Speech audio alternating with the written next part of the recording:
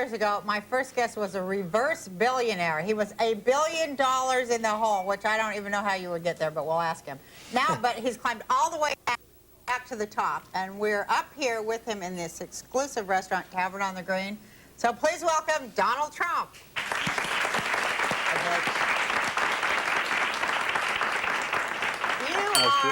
You are like everybody's dream of America. You know, you live it like the rags, well, you didn't really have rags, but I mean, all the riches and everything that America can offer, you got it. Well, I've had a good time. I've enjoyed myself. I've enjoyed my life. I do things that I really, you know, it's creative. I build these big, beautiful buildings or buy buildings that are already built and fix them. And like the General Motors building I bought last week. Oh, you did? Yeah. And it's How much did that cost you? Can we ask? Can we be nosy? So sick what I paid.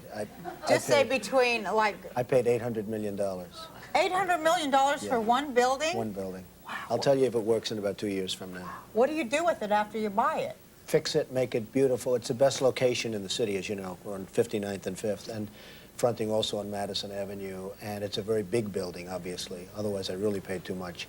And it's going to be, you know, it's the best. It's the best piece of real estate. So I'll fix it, make it beautiful, and make it even more successful, and do nicely with it, despite, obviously, a pretty good price. Well, it's all in the mind, isn't it? Because I read that you said that somebody was trying to be competitive with you about one of your other buildings, and they cut the price for rent to attract people. Right. So instead, you raised the rent, and you filled yours first. Well, I had a big success recently, 40 Wall Street, which I bought 3 years ago for just the opposite of General Motors. I bought it for very little money, and it's a very big building. It was actually the tallest building in the world for a period of time. It's 72 stories, and it's now the tallest building in downtown Manhattan outside of the World Trade Center. And it was virtually completely empty, and now it's completely full. CNA Insurance, American Express, Bear Stearns, a lot of great tenants, Compact Computer, all lease space there. And it's turned out to be terrific. But is that true that you raised the price? I did. I sometimes raise the price because people say, what's going on? They don't understand what's going on, and sometimes they pay it, and sometimes they don't. When they don't, you have trouble. When they do, it's good. But, Donald, what is going on with the money thing? Well, I think that... What's the energy behind money? Because money is really just energy, right? I think money is energy. I think life is energy. I mean, without energy, you're nothing. And one of the reasons that New York is so great is that in New York we have the greatest energy. And sort of everybody knows it, no matter where they live, and they may like their own place better. But when they come to New York, they always admit that they have more energy. Something happens. They're rejuvenated. And it's an amazing place, an amazing city. Rudy Giuliani's been a great mayor. He's done a terrific job. But what about the money deal? You're not answering my question. Well, what is money to you? To me... What does it represent? What's it a metaphor for? To me, money is a scorecard. Yeah. It's how well have you done. It's like when you play golf, you have a scorecard. I think money's a scorecard. I don't do things for the money. I do them for the pleasure, for the art. Building a Trump Tower, or now I'm building a building that's 90 stories tall, directly opposite the United Nations in New York. Or doing Trump International Hotel and Tower in Central Park West, where, you know, it's become a very hot hotel and condo, et cetera, et cetera. I do it for the aesthetic. I do it as my canvas, and then I generally make a lot of money on it. And so you're saying that happens. The buildings are, that's your art form, that's your form of expression? And I love it. And you don't do anything for the money? I don't really do it for the money, and I make money. Okay, because this is what I happen to know too, and we'd like to say that to people out there. When you do stuff for money, you never get any money, do you? A lot of times when you do it for the money, you don't make money. Right. I do it because I enjoy doing it. I love the artistic sense of it. I have a friend, he's a very wealthy guy. He puts cable in the ground, and when he comes up to Trump Tower, he looks and he says, you know, I make a lot of money, Donald, but there's something so artistic. Nobody sees what I do. I put cable in the ground, and I get a penny a foot, but that's a lot of money over a course of a year and a lifetime. He said, but what you do is so artistic. Everybody sees it. Nobody sees what I do. And I sort of thought to myself, that's interesting. But I love what I do. Now, I do other deals other than buildings. But the thing I like best is building or creating something that is really monumental in the form of a building. But we all just know you as the money guy. Well, people think of me for money. Because we want to know, how are you getting all this money? How are you attracting this money to you? Well, I want more money. Money. How am I going to get more money? Tell me. Money just seems to come. I mean, money comes. Money does come. Money seems to come to me because I do a good job. I'm a professional. I know what I'm doing, and I have a sense of what to build. I know when to build, what it should look like, what levels of quality, and people buy and rent my product more so than they buy and rent other people's product. So you're really saying that you don't do anything for the money, you do it for the aesthetic and the art? I do it for the enjoyment, I do it for the art, I do it for the aesthetic, and you know, a lot of good things come out of that. It's sort of, if you enjoy something, you'll be successful. I enjoy what I do. I think that's true. I really do. I enjoy what I do. That's the key, isn't it? To I think so. enjoy it. I think to a large extent that's the key. Yeah, because when you enjoy something, you're putting a lot of energy to it, and a lot of energy comes back. That's right. And you feel it. And Vince Lombardi, the great football coach, said you have to love it. You know, he had this expression, now in that case, you had to love hitting. You had to love going and whacking each other. And it's true. If you don't love it, you're not going to be successful at it. Well, now, how'd you get $1 billion in the hole? Who's ever done that before? Well, the market collapsed in 1990, and I went from a couple of billion up to, I mean, I had borrowed many billions of dollars. People said 9, and you know, that was fine. How do you borrow $1 billion? It's not easy. You have to be a professional. Your PhD. But my assets were much more valuable than that. And then all of a sudden the asset value went down because we had a depression, literally in 1990 to 93 or so. Right. It was certainly a real estate depression. And I had the same debt. All of a sudden the asset values went down. And I went back to work, and I really worked well, and I worked hard, and I focused. I mean, you know, I did take, when you talk about energy, I was so successful for so long, for 15 and 18 years, that I thought it was almost natural. And I took a little bit of a time off. I didn't focus the way I did at one point. And all of a sudden I said, hey, I better get back to work very quickly, or I'm not going to have all of this stuff, and I'm not going to be on your program, and lots of other things, lots of other good things. You had a huge wake-up call in those years. I had a wake-up call. You? It's a great, I never heard the expression. I had a wake-up call. And I had to either get back to work, or I wasn't going to be living at the top of Trump Tower very long. And I did get back to work, and now my company is much bigger and much stronger than it was in the 1980s. I mean, it's not even close. And how do they assign worth? I mean, who's the one that's in charge of assigning worth to stuff? Because I know you bought a yacht for $29 million. Right. You did a little bit of work on it. Now it's worth $100 million, which is inconceivable. But who's assigning that? Net worth? Who's assigning worth? No, just on the boat. I know you say, they say you're worth $1 billion, but you say you're worth $5 billion. But who's ever seen $1 billion to begin with, and how are they going to tell what the hell it looks like? Yeah, people say I'm worth different amounts of money, but you know, you can't really, it's very hard to figure what I'm worth, because I have buildings, and what's a building worth? What's Trump Tower worth? What's General Motors building worth? What are all these buildings worth? Sometimes they're worth more than other times. But again, you have to like it. If you don't like it, they're worth nothing. Nothing's worth anything, because you have to enjoy your life. First and foremost, you have to enjoy. I often tell people and friends of mine, like I have one guy who's not a successful guy, and he did something with golf courses, and he loved it so much, but he couldn't make any real money. I said, you'll make more money if you do that with golf courses, which is what you love, than if you go in what in theory is a better business and a bigger business. He's doing much better now and loves his life building golf courses than he was doing before, in really a much bigger business. But he's making more money, and he's having a lot more fun. So you're telling us that we will get money coming to us when we do what we love and do it well. Well, you have to do what you love, and regardless, you have to do that, even beyond the money. I mean, you have to do, otherwise there's no reason to wake up in the morning. Okay, we're going to commercial, and then we're going to come back and get off the money thing and go to you and women. Oh, wow.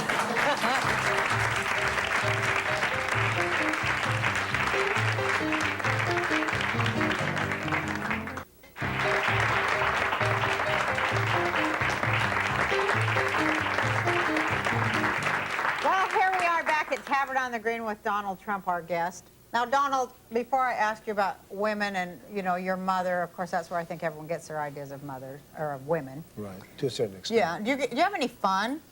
I love life. I mean, I love it because I like what I do, and I love it. I like during the day and during the evening. Work hard and play hard, and I think that's probably important. You have fun that doesn't have to do with work? Because I find that hard. No, I have fun that really doesn't have to do with work, but I think everything is basically work-oriented, but I do have fun that doesn't necessarily have to do with work. But you don't travel a lot, or do you? You just... I just got back from Hong Kong, which was a 20-hour trip, which is murder. And that was business. I travel, but I really like my life after my office hours also. I mean, I'm sort of around New York, and I like it. Well, New York are is a you great seeing place. anyone? Can I be nosy? Not particularly. I mean, I'm seeing a lot of people. I'm seeing a lot of people. Women-wise? Women-wise, yeah. I'm Yeah. into women more than men. I mean, you know, I'm all for guys that like men, but it's just not my thing. Right. You really I like never women. really understood that. What? Guys that like guys? Well, I think Well, it's that's not terrific you. if they're really into it, but, you know, and if I were into it, I'd be into it, but I like women. That's my definite preference. I have to say. Now, which one do you like most, women or money? Honestly. Now, that could be a tough question. Is that tough? That's a tough question. I really like, I really admire and respect women, I have to tell Right. you. You know, I joke and we're cavalier, but I think women are incredible. They're smarter than men. Thank you. They're tougher than men. Thank you. And certain women can lead certain men right down anything they want. It's the power of a certain thing that's just unbelievable. And does that go for you? Can you I be can led be anywhere? Oh, yes, I can be led. And Would you ever go for a fat, middle-aged woman that's a Jew? It's always possible. No, you're more into the young, blonde, thin model thing, aren't I tend you? to be, but, you know, you never know what happens. I mean, life changes. Yeah. Life can change. Have And- you ever been with a fat woman? No. But it could happen. It could happen. You should Just try get it. that- I know. It's good. I can imagine it's very good. No, I think you'd be pleasantly surprised. I think I'd be very pleasantly surprised. I have a feeling. So you're not seeing anyone, you're seeing a lot of people. Really a lot of people at this point. Now, why is it, you're not getting married again, I hope. Did you learn your lesson, or are you going to do it you again? tell me, should I? No, don't get married again. Except for you always had prenuptial agreements. I did. Excellent. I learned from you. I Yeah. did. You need a prenup. Well, you did. I mean, you had to learn something from me because you've gone through the ringer. There's no Yeah. question about This it. is my third and final marriage. Well, that's good. And I think Yeah. that's terrific. And it sounds like you're getting along very well. We're getting along. Yeah. thank Fight God. every once in a while, Yeah, Reed, well, I but go these are minor crazy. details. You know. Oh my God, no, we have to talk about this. Go ahead. The can't shake hand thing. Ah, good. Because, okay, you know, I have this thing, just started a week ago, the hands and the germs, and I know you have it too, right? I think it's a terrible, terrible custom in this country. And oftentimes I'll be sitting at a table having a roll, and some guy comes up, and he's a nice guy. He says, "Oh, Mr. Trump, I really like you. I really respect you. Could I just shake your hand?" And, you know, you're eating a roll, and he just came out of the men's room, and you're saying, "Why do I have to be doing this?" The only good thing is you tend to lose weight. You don't eat as much because you put the roll down, and that's the end of the roll for the night. And frankly, it's the end of the whole evening as far as I'm concerned. Really? I Do you have to run in and wash your hands Well, in I the bathroom? prefer to. Is it like a germ thing? It's a that- germ. I'm a germ freak. There's no question. In your house, are you like... I am, even in I wash my hands as many times as possible. I'm very clean. I like to take showers. You know, I'm into staying nice and clean. Now, I think that the, like, being creative and being successful, it seems to, like, go hand in hand with the, like, obsessive compulsive disorder somewhere. Well, that's right. And probably you and I have that, and along with a few other people. Oh my Not God, that many people. since I came out of the closet, so to speak, Right.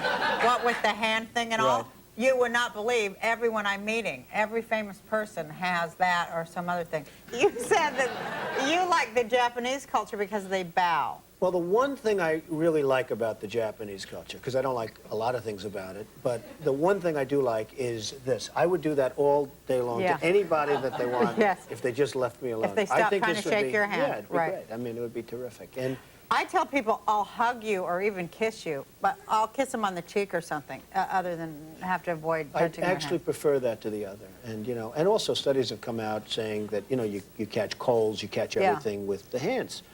And I just don't understand it. So the Japanese culture has a very, very proper way, and that's a slight bow.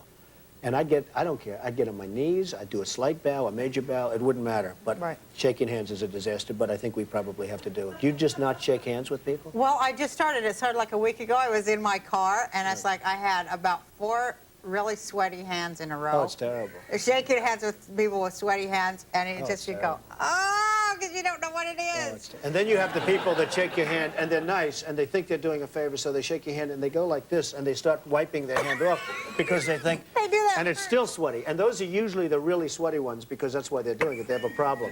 And they sweat, and it's just a disaster. You know what I mean, yes. I do know what you mean, and I appreciate you talking about it. And I want to talk about your mom, too, because Okay. I thought that was so sweet that you said your mother was a housewife, but she was like, she had the best advice, and she was a brilliant woman. Well, she's a brilliant woman. She's a really good woman, and she is a woman who, I say she's a working woman, but she was always a housewife. She was a great mother, Right, and we still are is. they are workers. There's we a are. real worker, and she worked just as hard as my father. My father was a builder in Brooklyn and Queens and terrific, but my mother was a really hard worker, and every bit of, you know, they're married 57 years, 58 years, and so they don't understand the word divorce. You know, divorce, it's like, what Was is your divorce? mother shocked when you got divorced? It just wasn't a word that ever entered the vocabulary. You know, divorce isn't like an acceptable thing, but it's not even acceptable. It just doesn't happen. But Right. it's a little bit of a different generation, I suspect. Yeah, totally But she's different. a terrific woman and really a great example and role model, as was my father. Now, do you think that you're, like, you know, seeing a lot of women and having, you know, divorces and stuff like that, is that because are you ever going to find any woman that measures up to Mom? No, I doubt it. I think, you know, my mother's very special. And I don't like to think of women in terms of my mother because I'd never touch them. That's another thing that I'm not into. But, you know, it's like... Well, is that why never- they, well, I let's would go never, there. No, my mother's like a person, she's just a great woman and a really wonderful woman. So I don't like to equate the women I go out with. You mean you don't want to think I'd your never mother's kiss a them woman? goodnight or beyond that. You don't want to think your mother's a woman? No, she's a great woman. I just don't want to equate other women because I literally Because would- there's like this one woman that's Yeah. like yeah, the she's a queen of all special- women. She's a special woman, and she never kissed anybody. She never did. She never had sex? She never had yeah. sex. My mother never had sex. She never even thought about sex. Do you think she shook hands with She's anyone? perfect. I mean, you know. So how could I go out with anybody like that? That would be Right. terrible. So, but she is very special. And I bet she feels that way about you, too. Well, I she bet you're should. her I mean, special little She baby. better feel that way about it. So, thank you for being here. Well, thank I'm you very fascinated much. by you. You will always remain fascinating to all of us. Thank you very much. Thank you, everybody. You want to shake her hand? See, her hand out of mine, shake it. Her hand out of mine, shake it.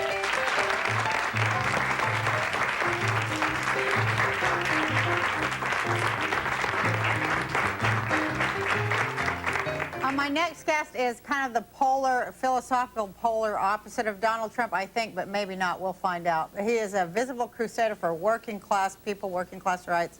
His first film was the classic documentary Roger and Me, which was so great. And ever since, he has fought a never-ending battle, as has Donald Trump, for truth, justice, and the American way. Please welcome my blue-collar panelist, Michael Moore.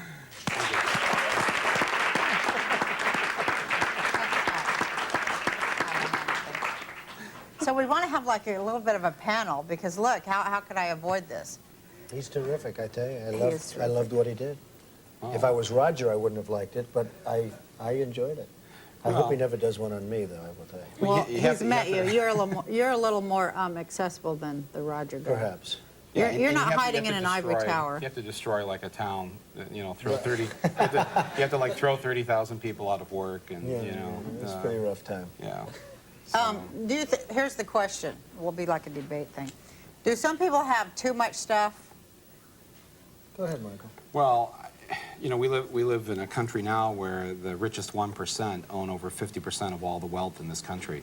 We talk a lot about, you know, how, you know, wealthy people have become even more wealthy and things are great and the stock market's setting a new record every week and profits are up like 250% this decade. But wages are only up 3%. Now, how can the profits be up 250% if the buying power is only up 3%? How did that happen? You know, it happened because the average American out here has been forced into debt. And it's being built on, you know, people living on 3 credit cards, paying the minimum balance each month to get by, second mortgages on their houses. We have the highest personal debt in the history of this country right now, and more personal bankruptcies last year than at any time since the Great Depression. We don't talk about that. What's happened to the concept of making sure that we take care of the least among us? That you know, that how we'll be judged is how we treat those who are, you know, people who are having a tougher go of it. And I mean, I know I've read your books. You've been on welfare at times in your life. I've been on unemployment 3 different times in my life. And But you know what? Neither one of us was ever $1 billion in the hole.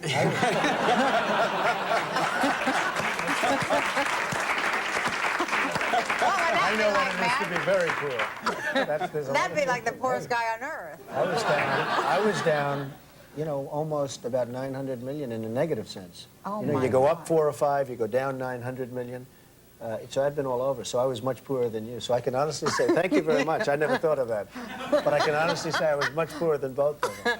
And what unemployment line were you standing in? I was doing okay. And My what- lifestyle didn't suffer that much, I will say that. Yeah. I'm very embarrassed. Well, about that. how are we going to fix things? Let me ask you that. How are we going to fix, like, address a little bit about what he talked about, the least among us? I think it all starts with education. You have to do the best to get everybody educated so they can sort of fend for themselves a little bit better. I think education is maybe a key word and a very important word. It sounds simple, and it's not. It's a much more complex problem It than is that, as we important, know. yeah. But Why- education is a very big step in the right direction. Donald, why is it then that Republicans and conservatives then keep wanting to cut education? They keep cutting the education budgets. Yeah. And you talk to anybody who's sending their kids to public schools, I mean, the classrooms are bigger, the roofs are leaking. I mean, the schools are really falling apart. And why at a time of incredible wealth, you know, when we have so much right now, why wouldn't we put this money into that? We have the first budget surplus in, what, 3 decades? I mean, why aren't we putting the money into that sort of Well, thing? Well, I because happen to maybe agree it's with you. because it is a house of cards. Maybe it really isn't No. a surplus. Well, What do I you don't think think? it's a Gina? house of cards. I think No? we have a very solid country. I think we have a great country in a lot of ways. But there are weaknesses to everything else. And I happen to agree. I mean, I think that a lot more money should be put into education and other things, but a lot more money should be put into education.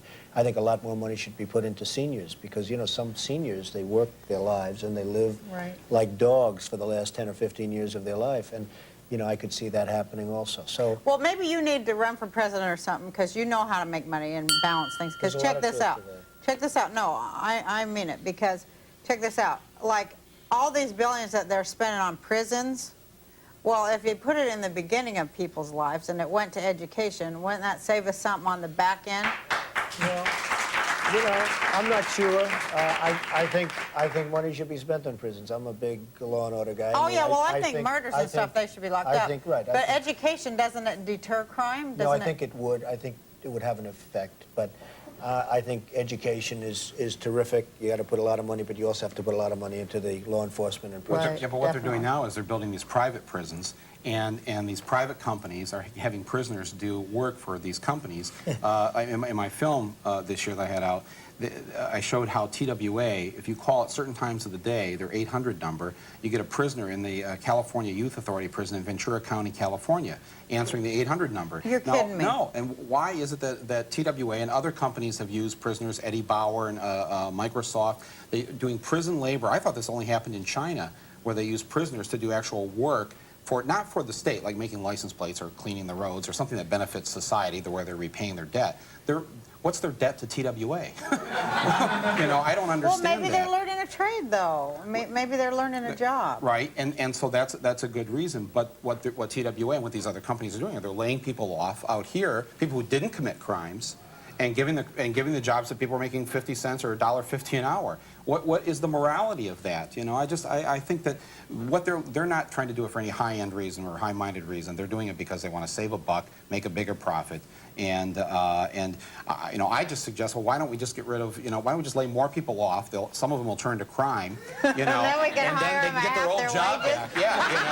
So it's like, Well, you know that whole way of thinking gets all bogged down too, and it doesn't go anywhere either.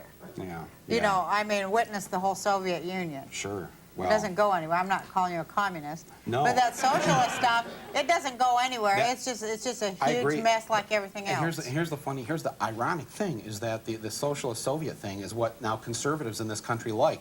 They want to eliminate the competition. They want to merge and buy out the competition so that they're the only company, right? So we have only like 5 media. I was thinking you know. that. Is that They- true, Donald? and I how was about thinking that the rich people are trying to make us trying to be communists. they're trying to be like the old Soviet Union. How about this? When the Republicans voted for impeachment, they voted 227 to 0. Not one dissent, like the old Politburo in the Soviet Union, where everyone agrees, right? You know, it's like that's how the Republicans are in Congress. They're like the old commies. It's Donald, really you cannot weird. let other rich people turn this into a communist country. Yes. Well, I don't think we have too much of a problem, but it certainly is an interesting viewpoint.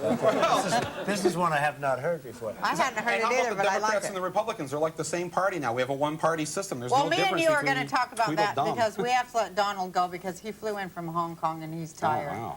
And I just want to say how happy I was to see you and how nice it was It's to been have great you to on be my here show. with both of you. Thank you Yes, very Thank much. you, kind Donald. Have a good time. Absolutely. You're shaking hands. Yes. I don't mind. Shake his hand. Yeah, I'm going to give you a hug now. have a good time. I'm hugging you. Can you hug? I can hug. I can hug. Oh, you're so beautiful.